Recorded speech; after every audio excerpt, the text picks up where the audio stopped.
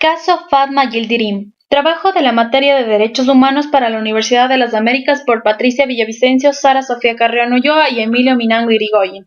El caso que se va a analizar a continuación corresponde exclusivamente a la implicación de la Convención sobre la eliminación de todas las formas de discriminación contra la mujer por parte de Austria.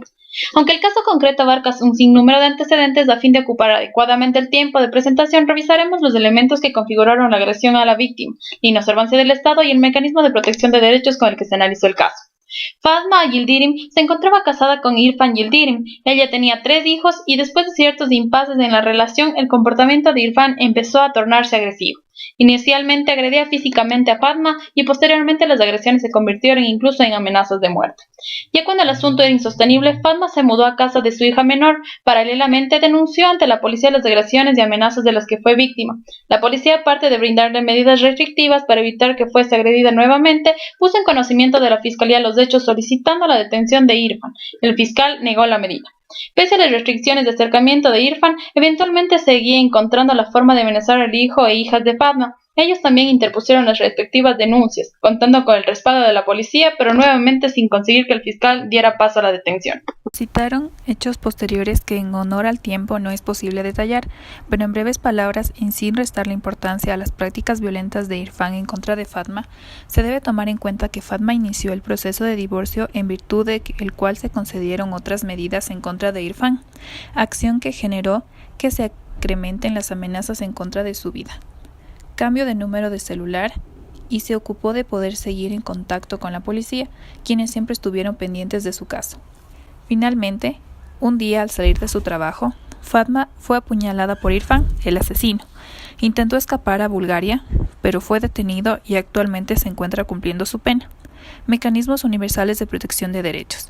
Según Nash, los mecanismos para controlar el cumplimiento de las obligaciones en materia de derechos humanos pueden estar establecidos en tratados, como el Pacto Internacional de Derechos Civiles y Políticos y el protocolo facultativo de dicho pacto, o provenir de resoluciones de órganos de la organización internacional respectiva, como el Comité de Derechos Económicos, Sociales y Culturales, establecido por una resolución del Consejo Económico y Social de las Naciones Unidas.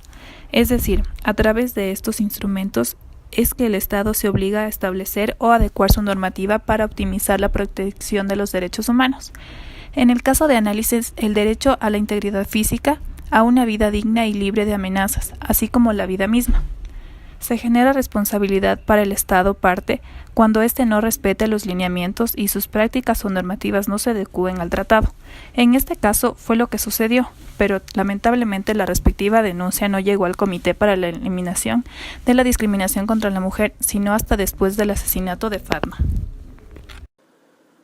El Estado se encontraba en la obligación de tutelar el bienestar y la integridad de Fatma, pues se presentaron denuncias formales de las agresiones y amenazas que Irfan le propinó.